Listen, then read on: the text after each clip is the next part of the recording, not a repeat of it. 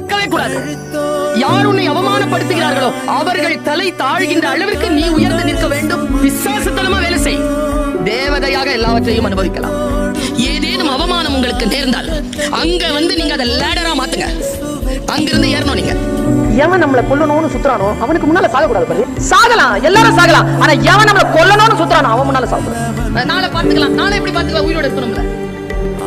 இருந்தாலும் அந்த மைண்ட் வரணும்ல, அந்த எனர்ஜி வரும். அந்த ஸ்பாட்ல அந்த நிமிடத்துல ஜெயிக்கணும். அதுக்கு பேர் தான் ஜெயிக்கிறது. அம்மா சொல்லுவாங்க, காட்டு வழியா போறியா, பூவையோ கனியையோ பாக்குறியா, திரும்பி வரும்போது பாத்துக்கலாம் அப்படி விடாத. வாழ்க்கையும் அப்படித்தான். என்ன முடியுமோ அவ்வளவு பறிச்சு எடுத்துட்டு வெளியில ஓடிடும்.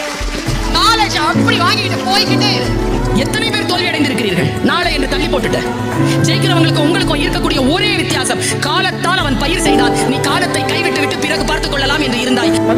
வாழ்க்கையின் உயிரோடு இருக்கக்கூடிய வினாடிகளே மனிதர்களுக்காக